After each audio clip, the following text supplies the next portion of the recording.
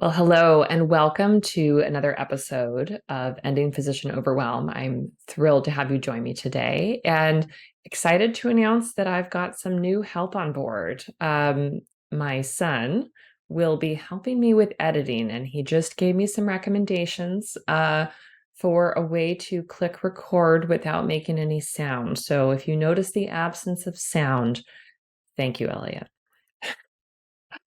Okay. Well, we're going to talk today about something I'm calling paper cuts. And of course, we all have this idea, right, of death by 1,000 paper cuts. This is a particular flavor of paper cuts that comes to us when someone is expressing their displeasure in a way that is stinging, biting, just it feels like a dig. And unfortunately, this happens more in medicine than certainly I would like. I think certainly more than any of us would like. And it just has been popping up as one of these little things that happens over and over and contributes to a negative experience for us. So today I'm going to share some examples of some recent things that have happened and some ideas with you about how do we want to approach this differently? Because of course I hear this all the time from, certainly from friends who are physicians, from clients who are physicians, right? There is this element of the reality of practicing medicine. And maybe it wasn't always this way. Maybe when doctors were treated differently, I don't know. I didn't practice 50 years ago, right? So I can't share that experience. I've never practiced, as a man or in a very white tower sort of setting. I don't know how this has been different over the eons. I just know what we experience right now. And I know that I'm not the only one who has this. So, again, we're going to talk about a particular kind of paper cut today. So, I'm going to share a story. I'll probably share a few stories in this episode. I was working with someone who's been dealing with some chronic pain in multiple joints. It's unclear exactly what's been going on. It's been going on now, I know precisely for about 16 months. But I had been trying to help this woman. We had been working together for a little under the 16 months, but trying to evaluate, trying to figure out, okay, like what's the source? Okay, let's try this. Let's try this. We, screened for some different things, just not really finding a clear cause of why she's feeling this way. And she has done a good job actually with lifestyle interventions. And finally I said, these tests are normal, but let's have a consultation with a rheumatologist, right? Someone who is experienced in weird inflammatory joint things because it's multiple joints and I'm not entirely sure what's going on. And I put in a referral. Several weeks later, I gave the patient the information. Several weeks later, she gets back to me and she's like, well, I called them and they're not going to be able to see me until, sometime in September. Now, it is currently mid-July. This is a specialist. And in my area at present, just about any specialty, I'm looking at a minimum of 3 to 6 months for consults. Like, outside of sending somebody to the emergency room in a truly dire situation, it's just not possible to get somebody in with most specialties more quickly. Even cardiology, right? It's a thing. It's a thing that's going on, right? It's a thing that happened before the pandemic. It certainly got worse during. So she tells me, yeah, I can't be seen until the end of September. And I responded to her and I said, well, I know that's longer, than you would like for it to take. I know this has been going on for a while. In my experience, that's not a terrible wait time given the circumstances, and you're welcome to call around and find out if you can be seen sooner. But I think that's pretty good. And she responded to me with one line, and she said, well, that means I'll have been in pain for 16 months at that point. And that's all she said. And I had just come back from vacation and I read this line and I was like, ouch, right? It stings. It stings. because the implication there is that I'm keeping her in my mind. Now, I'm going to recognize that this is not the thought that everybody has, but I know that a lot of us who are listening have a similar thought pattern when they hear something like that. When they hear, that means I'll have been in pain for 16 months.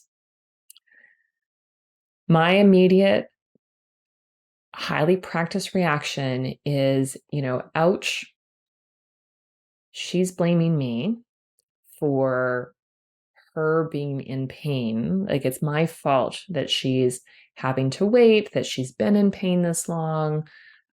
She's inconvenienced by having to, wait what's, I don't know, 2.5 months from now. She's upset. I should be doing something differently. I should be doing something different, right? I have all of these internalized thought patterns that lead me to see that sentence written down and make it mean that I'm done something wrong.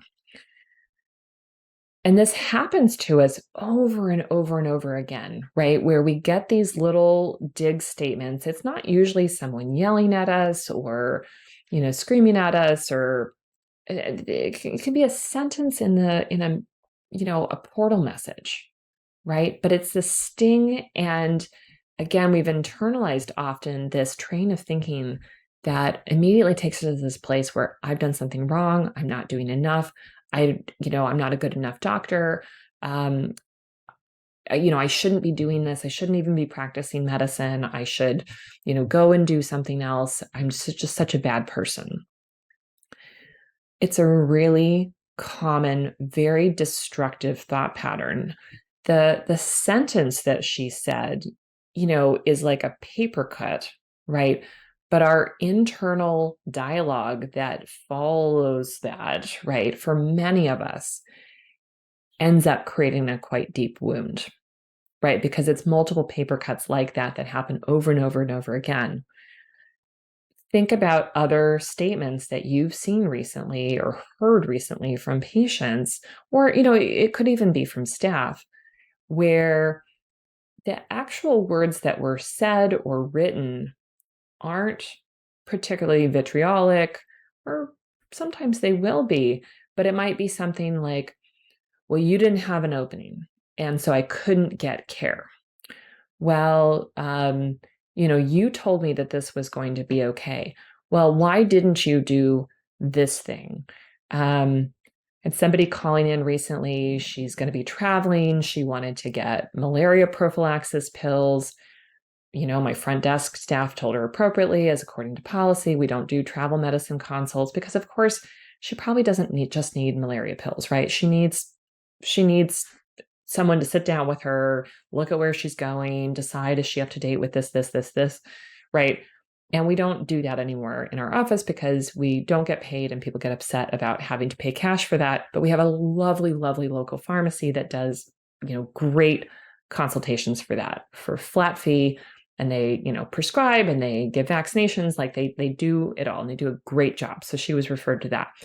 And her statement to the staff was, well, I don't understand why she just can't prescribe me malaria pills. Sting, sting, sting, sting, right? Paper cut. There are so many instances of this, right? We could share stories all day of little biting statements that people say to us, or like I said, they write in portal messages. And again, if you're like me, you're used to internalizing that and making it mean all sorts of things about the care that you provide. And it's so not helpful. And it is absolutely feeding into burnout, distress, dislike of our jobs. So I want us to recognize, if this is you, right, if you internalize messaging that isn't even quite being said from these paper cut statements, let's talk more about what's actually going on. And I'll sort of share the process that I went through when I saw that statement, right? I've been in pain for 16 months. It is normal human behavior. It's not terribly helpful or adaptive human behavior, but it is normal human behavior that when people are in distress, pain, overwhelm, worry, fear, anxiety, that they're looking to discharge those uncomfortable emotions, right? We know that from our side of things, right? When we are feeling those things, how do we try and move those emotions out of our body, right? But the humans in front of us who are seeking care, trying to get help, they're in some kind of distress, right? Outside of coming in for, wellness visit, prenatal care, something like that, right? They're usually coming in with pain, with uncertainty, with some kind of distressing symptom, with a diagnosis that they're worried about, with uncertainty. They are coming in with uncomfortable things going on physically, emotionally, right? And they have physical sensations sometimes, right? But they have their emotions. And humans don't like having those negative emotions. We don't like sitting in them. We're often not well resourced, frankly, to be able to deal with them. So when patients are experiencing distress and they perceive you as, being a part of the reason why they can't get immediate relief of whatever is going on, again, whether that's pain, worry, crippling anxiety, uncertainty over a diagnosis, when they see you as part of the barrier to getting immediate relief of their symptoms, they will sometimes lob painful paintballs at you in an attempt to discharge their distress, right? So the patient who's like, well, you didn't have any appointments, so I couldn't get care. Think of that like a paintball splashing against you, right? And covering you with yuck. Whether or not they're intending to be mean, whether or not they're intending to hurt your feelings, I want you to step back and be able to see that this is a human in some kind of distress and they are dealing with it in a way that's not terribly helpful. It's not terribly collaborative or supportive, but they are trying to discharge their distress. And when I say recognize that, I don't mean accept it. I don't mean that it's okay. I don't mean that doesn't mean, you can't have any boundaries or ideas or, kind of have a good approach to it. All I mean is I want you to see them as a human who's in distress and they are trying to discharge it. This is, of course, not a new idea, but sometimes we need a reminder, especially in these situations when there's nothing urgent, dangerous, terribly worrisome going on. Or maybe there is. Let's just say it's not a life-threatening, immediate sort of situation. The patient wants something or perceives that something will make them better, right? They want an immediate appointment. They want immediate lab results back. They want to go get an MRI because their head hurt yesterday. They think that prednisone is going to help them, and it's not. They think that opiate pain medicines are going to help, and it's not. They don't understand why you won't just refill their Xanax, right? There's a number of things, right, that patients perceive would be an immediate, great solution that may or may not be appropriate, or you're not available, and they think that you're the only way they can get care, which is completely untrue. There are so many scenarios like this, and unfortunately, people are just very willing to discharge their distress by lobbing these paintballs at you.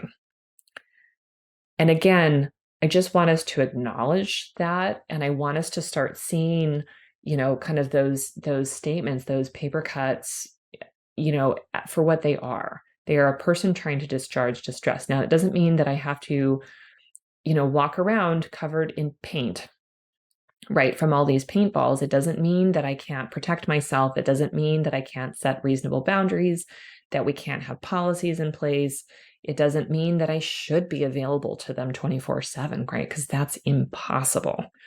But I want us to recognize that this is a coping mechanism. This is a human trying to discharge their distress the same way that a hurt animal, who is otherwise loving and friendly might bite you in their distress, right? Because they are feeling threatened. When I stepped back in this particular situation, and thought about this patient, it's not the first time that she's said things to me like that. we've had some quite lovely interactions. I think she's a rational human being. I got the sense from her chart, from her past records, that um, she has been difficult to work with. And so I don't think that this is new. She's had a number of moderately difficult, sort of health and issues going on, and some social stressors. I can now see her as someone who doesn't tolerate, discomfort, uncertainty. Um, she's not really doing it in a way that I would consider fair. Okay, that's fine. What I chose to do after I kind of recognized that she was trying to like discharge some of her, upsetness at not being able to be seen, within a week, which again, not reasonable. We know that there's nothing dangerous going on. She's choosing to like lob a hurtful statement at me. And, so I acknowledge, yep, this is kind of how she is. It didn't fall, kind of above the line, of like, yeah, you need to be, fired from my practice. Like, it didn't fall across that line of, yeah, I'm going to discharge you from my practice. But it also was not a behavior that I wanted to reinforce. I didn't want to get into more back and forth with her. I didn't want to accept the blame. I didn't want to say, "Oh, I'm so sorry." I'd already expressed empathy for her situation. I'd already expressed that, yeah, it's unpleasant to have to wait. So I just dunned the message and just acknowledge, yeah, okay, that happened. And I'm moving on. I'm not saying that it didn't sting, and I'm not saying that I didn't go through that same chain, but if I can separate myself from the situation a little bit and just see her as a human who's in distress and going through unpleasant things, it's like, okay, all right. Well, you're choosing to, try and throw some blame onto me. It's not my fault that you have pain. It's not my fault that we haven't been able to find out what's going on, right? I've done things within my scope. I have seen her not come in for multiple months, and then she comes in and she's like, I've just been in pain this whole time. And it's like, yeah, and you didn't come in. I didn't see you, like, like you didn't give me an opportunity to work with you. Okay. Right. I can look at all of that and just be like, yeah, okay, she's a human who's having some discomfort. I get it. A part of this practice too, outside of recognizing that this is just normal human behavior and that people will say all kinds of crappy things to you, quite honestly, is deciding for ourselves, what do I want to reinforce? What do I want to reinforce in myself? What do I want to reinforce in other people? So going back to the patient who just wanted malaria pills, the manager in our office, kind of shared the experience with me because it wasn't all written down in this patient's chart, and, shared that they had told the patient that they would communicate to me, that she just wanted malaria pills, and they would get back to her if I said something different, right? So they kind of left it of, we don't expect that she's going to come back and just give you malaria pills. We've explored, kind of like these are your options. And, our clinic doesn't provide this kind of care. And here you go, right? Here's a great solution for you. But we'll let you know if Dr. Mello says anything different. And I took a moment, I thought about it. And, it's relatively easy for me to prescribe, whatever the latest malaria treatment is, right? I have to look it up. It would be relatively easy for me to prescribe her that medicine, reach out to her, and then most likely we'd get into a back and forth because I would probably have questions. Hey, where are you going? How long are you going to be there? We would have to go through those things. I'd have to be thinking, I know I would have to be thinking, okay, well, do you need anything else? Do you need traveler's diarrhea, medications just in case that happens? Do we need to update any any vaccinations, right? I would very easily be pulled into doing a travel medicine consult and probably doing so through the portal in a way that I wouldn't get paid. And I thought about it for half a second, and then I was like, I don't want to reinforce this patient. And I've had experiences with this particular patient before and her partner, and they were fairly mixed, but a lot of sort of, kind of mean statements to the staff. And I thought about it and I was like, I'm not going to bend over backwards here. It's relatively simple for me to prescribe malaria prophylaxis, but I don't want to reinforce the behavior that the way for you to get what you want is for you to call and, be sort of rude to the staff and demanding. I don't want to reinforce that that's the way that you get care in my office. I don't want to reinforce that to the staff that they should, just kind of tolerate it. I don't want to reinforce it in myself that I should feel obligated to provide care because, of course, in my more comprehensive style, right, I know I would get pulled into doing more, and I choose not to do that. I know this patient, I know her circumstances, I know that she can afford to do a very simple travel consult and, get the appropriate treatments, get everything, sort of lined up and talk with an expert who does this all day, all the time, and doesn't even have to look it up probably. I know that she can access that. She doesn't want to. She thinks I should just do this for her. She thinks if she yells at the staff, right, and is just rude and just says, well, I don't understand why you can't do this, that we will just roll over and do that for her. And this is definitely a first world problem, right? This problem that I'm expressing of like, I don't want to reinforce that behavior, right? I know that I'm in a circumstance and I know that she can afford to do something different. So I don't want to suggest that like this is the way that we always do things because I know many of us practice in different circumstances, but I don't want to set up the expectation that that is how people get care. And I don't want to perpetuate the feeling in myself of feeling like I've been taken advantage of when all of a sudden I am spending lots of time with this patient and multiple patients over and over and over again, always doing things, when I'm not going to get paid for that. And I'm doing more than is reasonable. Like I'm doing things that should be done inside of a visit and I'm not getting paid. And I will feel taken advantage of. I'm choosing not to reinforce the behavior that leads me to continue to feel like I'm dying a death of 1,000 paper cuts. I'm going to tie that back to the paper cuts theme. So many of us struggle with these episodes, and we're completely normal humans who are trained to be people pleasers, right? Trained to want to make others happy. We have sometimes learned that it's not safe, that we're going to get yelled at, that we're going to be censured, we're going to be belittled, if we don't comply with what people want, right? We've received that from people who were in charge of us. We've received that from patients. We've received that from leadership at times. We may have grown up with some of that.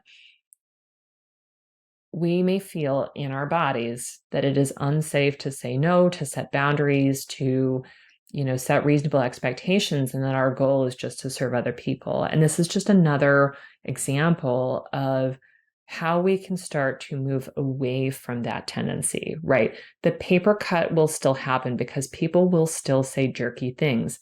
Now, if I'm reinforcing that I don't really accept, I don't cave in is not quite the right word, but like I don't become fawning in response to people saying things like that. I don't say, oh, I'm going to try and get you in more quickly. Oh, sure, I'll prescribe those malaria pills. Oh, sure, I'll stay late and see you. And, oh, sure, I'll do all this work on my off hours and not, not expect to be compensated for it.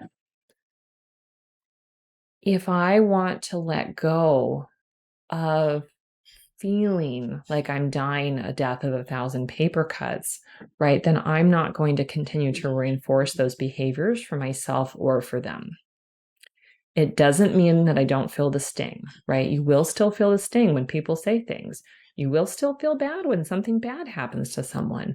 You will still wish that people didn't have the chronic pain or the severe anxiety or, whatever is going on for them. But we are not responsible for most of the things that happen to other human bodies. We are not able to find everything in early stages before people feel any discomfort. We are not always able to immediately, determine the source of their discomfort or relieve their discomfort. We are not responsible for the years and years and years of the way someone has lived their life. And now there's all this disease and, disorder in their organs and, and they're uncomfortable and it's hard to do, it's hard to reverse those things. And they don't like taking all these medicines. We are not responsible for all of that. We are expert consultants who are here to, provide care. We need time and space and rest in order to be able to do that at a high level. We need to set limits and boundaries. We need to take great care of ourselves, right? And you can see that when these paper cuts arrive, right, we are inclined to internalize it. And we need to recognize that tendency and be able to, sort of step back from it to be able to see that this patient is like trying to lob paintballs at us, right? Trying to be rude, mean, trying to discharge their discomfort, right? And deciding for ourselves, what am I going to reinforce and what am I not going to reinforce? What am I going to internalize? Is there some learning or growth here? There might be some, right? There might be some learning or growth here for me.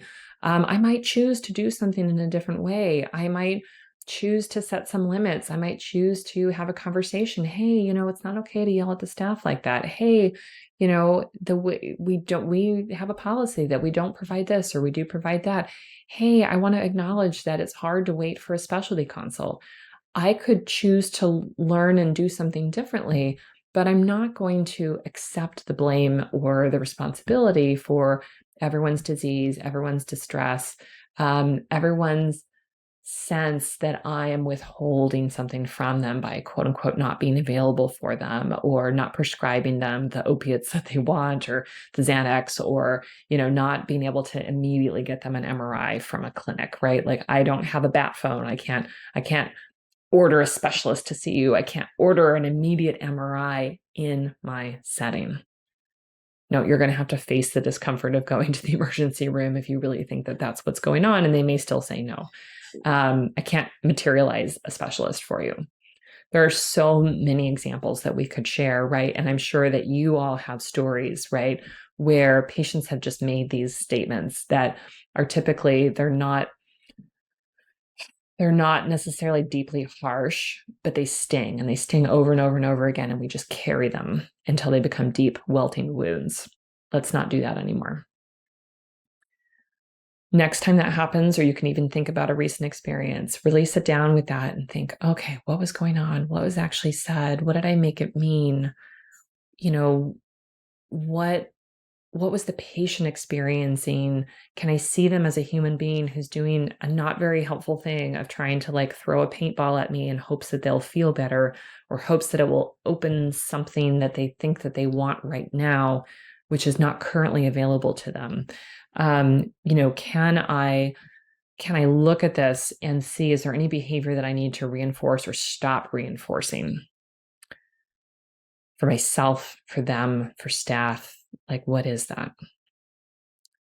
This is how we undo some of the distress that we feel. It's not a perfect solution because there is no perfect solution, right? We will not live and work in a world where patients don't say these things to us ever, where we don't get disappointed or worried or upset in response to something that we're seeing, right? We're not going to love all the humans who come to see us. We're not going to get along with them 100% of the time.